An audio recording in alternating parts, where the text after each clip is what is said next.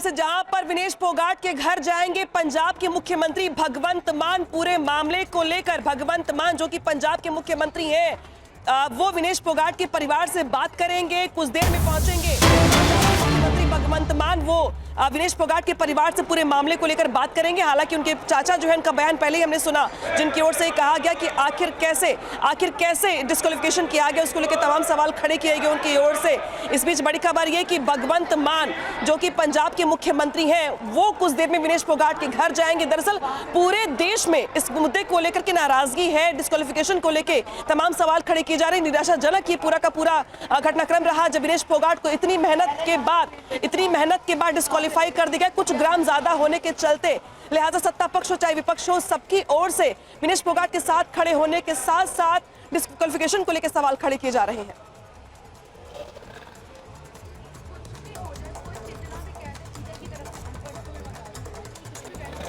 तो भारतीय रेसलर विनेश फोगाट के मामले में किस तरीके से उनको डिस्क्वालीफाई किया गया, आपने देखा। गोल्ड का सपना जो यहां से विनेश फोगाट नहीं बल्कि पूरा देश देख रहा था, वो अब टूटता हुआ यहां पर दिखाई दिया है। सवाल ओलंपिक्स पर भी लगातार यहां पर उठाए जा रहे हैं, पूरे भारत से रिएक्शंस आ रहे हैं। और इस बीच खबर यह भी आती है कि विनेश फोगाट की तबियत ठीक नहीं है। उनके लिए ये दर्द भरा पल है। जाहिर है देश का दिल टूटा है और विनेश का दिल भी टूटा है, क्योंकि इतनी मेहनत करके उन्होंने यहां तक सफलता हासिल की थी और उसके बाद किस तरीके से डिस्क्वालीफाई किया गया, आपको दिखाते हैं इसी पर एक खास रिपोर्ट।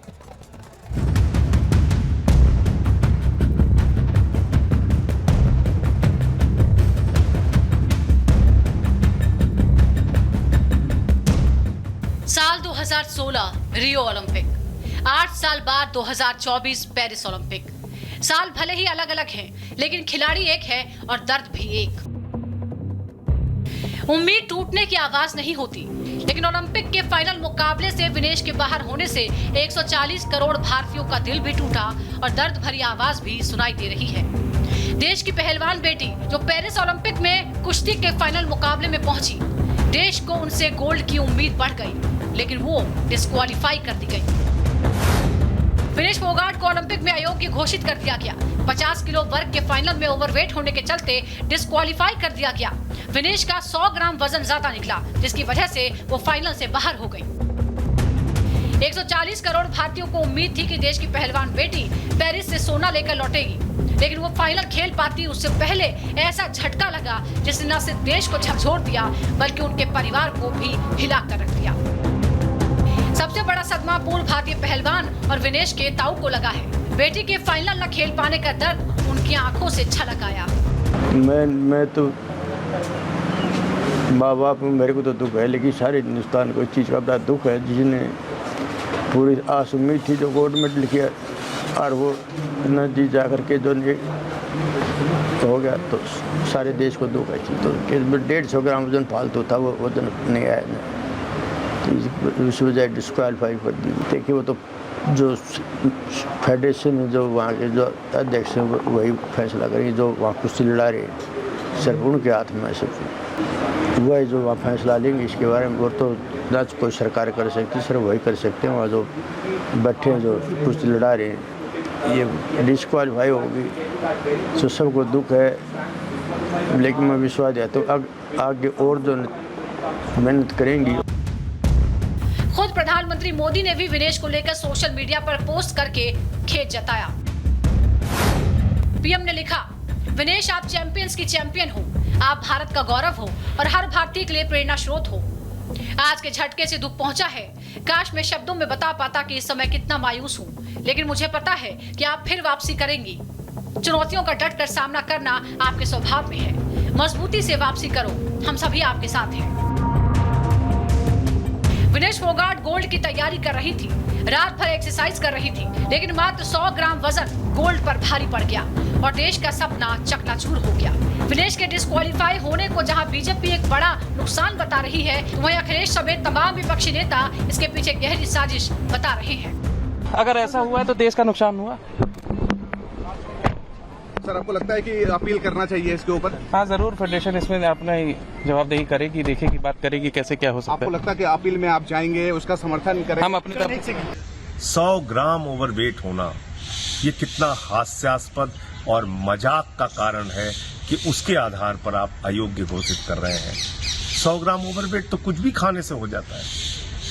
तो इसलिए मैं समझता हूं कि भारत सरकार को तुरंत हस्तक्षेप करना चाहिए, तत्काल हस्तक्षेप करना चाहिए और साफ शब्दों में कहना चाहिए, अगर 144 करोड़ भारतवासियों का अपमान करोगे, अगर भारत की बेटी का अपमान करोगे, उसके साथ अन्याय करोगे, तो हम ओलंपिक का बहिष्कार करेंगे। भारत सरकार निर्णय ले ओलंपिक के बहिष्कार का। ये घोर अन्याय है विनेश फोगाट के साथ। विनेश के साथ पूरा देश खड़ा है। 8 साल पहले रियो ओलंपिक में चोट लगने के कारण देश की पहलवान बेटी मुकाबले से बाहर हो गई। 2020 टोक्यो ओलंपिक में हार के बाद उन्हें खोटा सिक्का कहा गया, लेकिन 2024 पेरिस ओलंपिक में जब विनेश ने गोल्ड मेडलिस्ट को पटखनी देकर फाइनल में जगह बनाई तो देश को लगा कि आपकी बारी गोल्ड पक्का है, लेकिन वो सपना टूट गया और विनेश ओलंपिक से बाहर हो गए। Bureau report, Republic Bharat.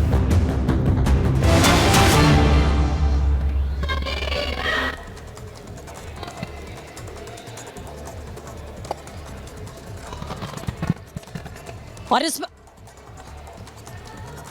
वक्त की बड़ी खबर आपको बता दें, कल संसद में पेश किया जाएगा वक्त संशोधन बिल। कल सुबह 11 बजे का समय आपको बता दें लोकसभा में पेश किया जाएगा। इस वक्त की सबसे बड़ी खबर मिल रही है, वक्त संशोधन विधेयक पेश किया जाएगा। कल का समय यहां पर तय किया गया है, सुबह 11 बजे यहां पर बताया जा रहा है जब वक्त संशोधन बिल यहां पर पेश किया जाएगा। आपने देखा कि इस बिल को लेकर किस तरीके से लगातार यहां पर सियासत भी हुई, तमाम तरीके के सवाल खड़े किए गए, लेकिन कल संसद में सुबह 11 बजे लोकसभा में बिल पेश होगा। ये इस वक्त की सबसे बड़ी खबर आ रही है।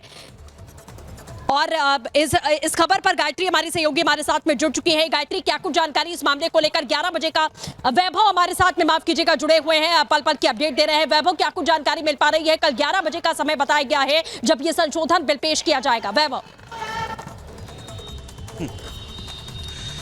बिल्कुल सृष्टि, ये बहुत बड़ी खबर अपने दर्शकों को बता दें। वक्फ बोर्ड संशोधन बिल जो है वो कल लोकसभा में 11 बजे पेश किया जाएगा। पहले इस बिल की पेशगी को लेकर ये उम्मीद थी कि 5 तारीख को ये बिल जो है वो सदन के पटल पर रखा जाएगा, लेकिन उसके बाद ये बिल पोस्टपोन हुआ और अब बड़ी खबर ये है कल 11 बजे सदन के पटल पर वक्फ बोर्ड संशोधन बिल जो है वो रखा जाना है। यानी कि कुल मिलाकर सरकार इससे पहले जो है वो यहाँ पर बैठक करती है और इस बैठक के बीच स्थितियों को स्पष्ट किया जाता है, और न सिर्फ स्थितियों को स्पष्ट किया जाता है बल्कि वक्फ बोर्ड में किस तरह के संशोधन किए जाएं, उसको लेकर भी खबर यह है कि तकरीबन 40 ऐसे पॉइंट्स हैं जिन पॉइंट्स में संशोधन किया जाना है।